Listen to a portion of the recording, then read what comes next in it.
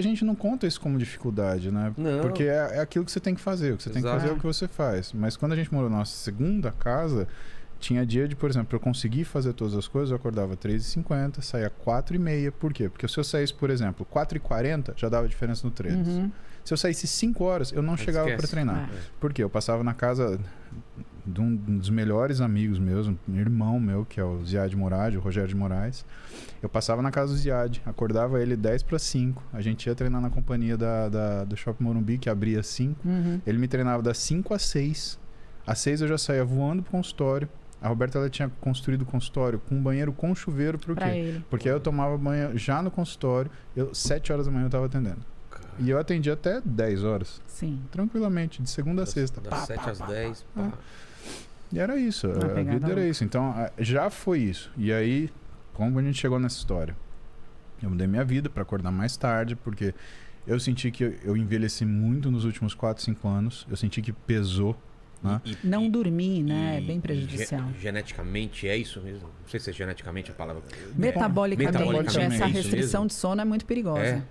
Muito te envelhece, é como se... Te adoece, na verdade. Traz risco cardiovascular, traz risco de rebaixamento de tireoide, tem uma série de questões envolvidas que é igual um trabalhador noturno, né? Que faz o ciclo circadiano invertido. E ele chegou a um ponto, assim, de estar há 7, 8 anos dormindo 4h30, 5h30 por noite. Eu falei pra ele, não tem como ele aguentar por muito tempo. Quando a gente é jovem, a gente faz. Aguenta, né? Não que você não seja jovem, meu amor. Você será eternamente jovem, deixa isso claro. Mas assim, com o tempo, né? Fica mais difícil. Foi ficando muito insustentável. E aí até a mudança que a gente fez de estar próximo do consultório foi por conta disso. Ele poder dormir um pouco mais e treinar um pouco mais tarde, treinar próximo da... Não, e eu tentei para fazer as minhas coisas devagar, porque eu cheguei num ponto, que eu perdi o tesão de fazer as coisas. Para mim era trabalho, eu tava com estresse por aqui, eu ficava engolindo refluxo de nervoso de fazer as coisas, porque eu não conseguia. Imagina, treinar para mim é minha meditação. Quando eu tô fazendo força, eu faço tanta força que eu não consigo pensar em nada. Então, realmente, eu zero o que está na minha cabeça naquele momento. E como é uma coisa extremamente desgastante, o meu dia já começa pesado. Então, o que vem depois vem fácil. Entendi. Né? Agora, o que me motivou também isso, né, eu, de repente, eu tive que me confrontar com o efeito dessa falta de sono crônico. Eu levei a Roberta para jantar e, cara, acho que foi a coisa que eu mais assustei na minha vida. Uhum. Eu tava todo feliz, né, porque eu tava levando a Clara e a Beta para jantar. A Duda queria ficar em casa. Eu não lembro, acho que ela tinha compromisso. Algum compromisso dela. E aí ela não quis ir com a gente. Aí falei, tudo bem. E eu fui levar a Beta a jantar num restaurante que é um restaurante da minha infância, né? Que é o Lelis, que fica lá na Campinas. Aí eu tava descendo a Joaquim Jane de Lima e, cara, eu tive um flash, eu tive um já me vi, né? Déjà vu, sabe o que é? Já me vi? Não. O já me vi é o contrário achei que você tinha errado. Eu não vou corrigir, né? Então, o já me vi é o contrário do déjà vu. Déjà vu é o já visto. Né? O já me vi, jamais visto. Eles são erros de configuração do que é a posição da memória. Entendi. A memória, ela acontece de forma cronológica e progressiva. O que é o déjà vu? Né? Eu já vi. É uma coisa que se colocou à frente, mas que no seu hipocampo você colocou atrás. Então, nossa, eu já estive aqui. O já me vi é o contrário. Você apaga uma memória recente. Você fala, onde eu tô? E eu tava descendo a Jequinha. E aí eu comecei a achar engraçado. Por quê? Porque eu tava dirigindo o carro e eu falei assim, nossa, que legal. Eu comecei a analisar. Eu tive um erro de encadeamento da memória. Meu hipocampo deve estar fraco. Eu acho que eu tô cansado, né? E até aí tudo bem. Aí eu vou te falar aquilo que eu lembro, porque realmente minha memória, aquela noite queimou. Eu lembro que a gente desceu do carro, eu sentei na mesa e eu fiz o pedido. E eu chamei o garçom e eu fiz o pedido de novo. E a Roberta olhou e falou assim, você já fez o pedido. O quê? Sim. Vilela, eu segurei na mesa aqui assim, e eu senti o meu coração... Eu não tinha feito... Pra mim, eu nem tava ali. Caramba. Eu acordei, eu tava ali, e eu chamei o garçom e fiz o pedido como se nada tivesse acontecido. Que doido. E quando eu coloquei a mão na mesa, assim, e ela falou pra mim que eu tinha feito o pedido, eu não duvido da minha mulher, nada, né? Eu entendi que tinha alguma coisa muito errada. Teria porque também, né? Eu brincava com isso. Meu coração, ele disparou. Veio no pescoço, eu falei assim, tá acontecendo uma coisa muito séria. E aí eu senti um raio na minha cabeça que foi até a minha mão. Eu falei, pronto, ou tô tendo um AVC, ou tô tendo um HSA, uma hemorragia subaracnoide. Esse é o mal de ser médico. Você já começa a pensar no fim do processo e na pior assim, coisa. Cara, se eu tô tendo um HSA, um AVC, eu sei lá, eu tenho pra viver o quê? 5 minutos, 10 minutos? Eu lembro que eu olhei pra Roberto e falei assim, me tira daqui agora, me leva pro hospital. A gente saiu, foi pro Sírio. E eu ficava tentando de qualquer jeito... eu não tinha lucidez. Eu não tinha... Minha memória, ela ligava, desligava. Era como se eu fosse, sem sacanagem, sabe a Dory do Procurando Nemo? É como se eu estivesse ali. Eu tinha 10 segundos de memória. E aí eu tentava... E eu não sabia onde eu estava e o que estava acontecendo. E eu tava... Você... Não, eu entrei em desespero. Eu entrei no carro e dirigi. Em 3 minutos eu estava no sítio. E eu ficava imaginando... E tentando acalmar a Clara, porque a Clara entrou em desespero. Porque ela nunca viu o pai em uma situação... Imagina. Ela nunca viu. E aí foi bem no complexo. Sírio eu cheguei, né? Falei, olha, eu sou médico da casa, eu acho que eu tô tendo um AVC, eu preciso que você me chame o pessoal da urgência da neurologia. Cheguei, o neurologista Alexandre, né? Uma graça. Me atendeu na hora e eu olhei para ele e falei, Alexandre, ó, eu não sei o que tá acontecendo, eu tô morrendo de medo de estar tendo um AVC ou de estar tendo ou ser uma manifestação de um tumor. Que eram as coisas que me assustavam. Ou uma coisa que fosse acabar a minha vida ali nos próximos minutos e eu não ter tempo de falar nada para minha família. E eu vi a Roberta e a Clara parada ali. E a outra coisa, cara, você tem um tumor cerebral que te coloca nessa situação indefinidamente. E aí? E minha família? Poderia ser um tumor também? É um sintoma neurológico. O Paulo, ele então tentou ir buscando todos, e também assustado do jeito que ele estava, ele foi buscando todos os sintomas neurológicos que poderiam...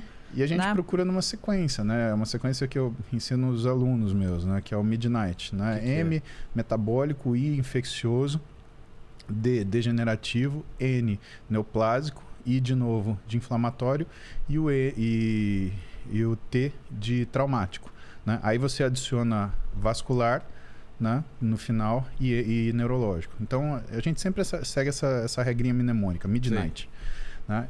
E aí eu sentei com o Alexandre e falei, Alexandre, eu tô tentando pensar, tá muito difícil, eu não sei se...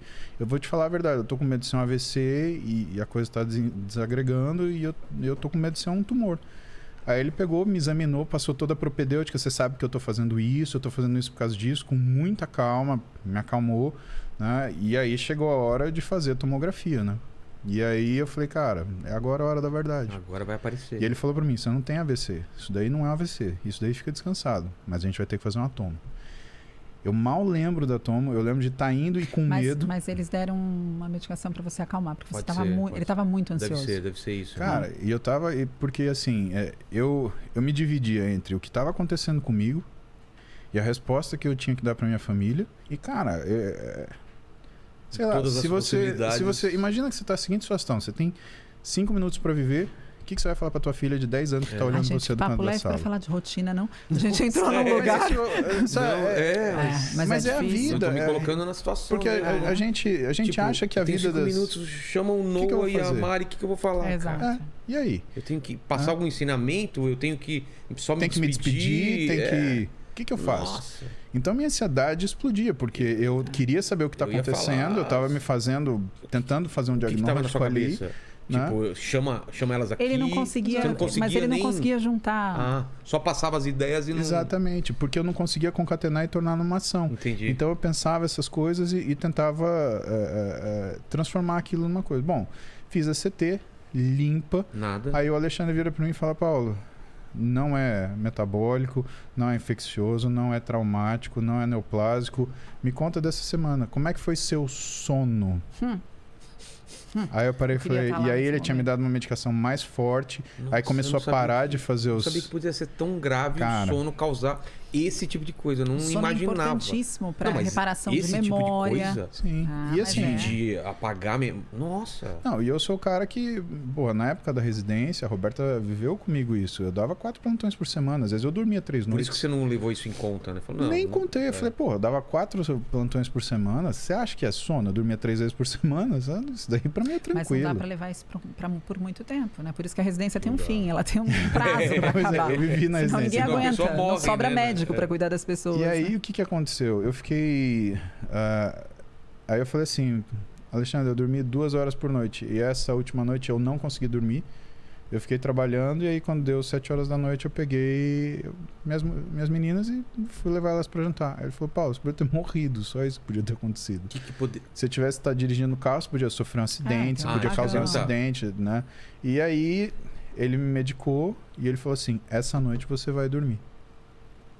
E eu lembro que a Roberta me levou para casa e a sensação, cara, de você... Sono? Nesse caminho, indo pro restaurante, não deu aquele sono profundo? Não tinha. Eu acho que eu nunca tive essa resposta de ter o sono, sabe? Para mim é uma coisa complicada, porque meu pai tem problema de sono, meu avô tinha problema de sono, e parece que eu herdei deles, e eu realmente não me cuidei, né? Mesmo porque... quando você faz muito exercício, tá muito cansado? O exercício me ajuda no sono. Tá. Porque... Mas o que estava acontecendo? Eu estava dormindo tão pouco, meu exercício estava fraco. Entendi. Ou seja, eu não atingi um limiar que esse sono ele pudesse fazer alguma coisa. E aí a Roberta, né, é aquela magnanimidade da pessoa que está com você de fato, né? Ela veio, pôs a Clarinha no meu colo, né? Ela tava todo monitorado, viu para todo lado. Já no quarto? Para acalmar a Clara. Não, eu só fiquei no pronto-socorro. Não deu tempo. Eu tive alta do pronto-socorro. A Roberta quis me tirar de lá e me levar para casa, que foi a melhor coisa. Eu tava com 2 problemas. Ele naquela situação achando que ele ia morrer e a Clara achando que ele ia morrer. Porra. E eu tava, sabe? E eu com medo de qualquer coisa dessas acontecer, né? E ela te fazendo perguntas, né? Exato. E aí quando eu fui conversar com o médico, eu pus ela deitada nele e eu fui conversar com o médico. Falei, ele tem alguma coisa grave? Ele tem que ficar no hospital? Aí ele falou, não. Ele provavelmente tá num burnout absurdo, ele teve uma crise de ausência, né? Ele teve um lapso de memória e ele precisa descansar. Aí eu falei, então eu preciso tirar ele daqui, quanto antes. Ele tá medicado? Ele falou, tá medicado. Eu falei, me dá todos os exames que eu tenho que fazer para investigar tudo que possa ser ou que não pode ser visto aqui nesse primeiro momento, né? O médico foi incrível que recebeu a gente lá. Ele deu todos esses exames e aí eu falei, o papai tá indo para casa com a gente, tá tudo bem, vai ficar tudo bem. Fui acalmando ele, porque ele não acreditava que tava tudo bem. Imagina depois de sentir todas essas... Por mais que um médico dissesse para ele, você não tem nada no cérebro, você não teve um AVC. No meio do caminho deu alguma coisa. Exato. Ele não relaxava. A gente voltou no carro, eu já tava mais calma. Sim. A Roberta, ela tem ela sabe que ela tem um tom de voz, ela sabe o que ela recobra numa hora de estresse dessa. Aí eu lembro que a gente chegou no quarto, eu deitei na cama, ela deitou no pé da cama e eu olhei pra ela assim e eu falei assim, eu acho que eu vou dormir. E assim, é uma sensação muito maluca porque como você não tem memória, a memória ela não consolida, você não sabe de passagem de tempo, você perde completamente a noção. Pra mim foram horas e era o quê? 9h30 da noite? 9h30 da noite. O quê? Tudo isso aconteceu em 1 hora. Isso aconteceu em 1 hora. Pra mim foram horas e horas. De madrugada eles estavam voltando, então isso foi muito rápido. Tudo isso aconteceu em 1 hora. 1 hora. E pra mim foram horas e horas. Pra mim foi a noite inteira.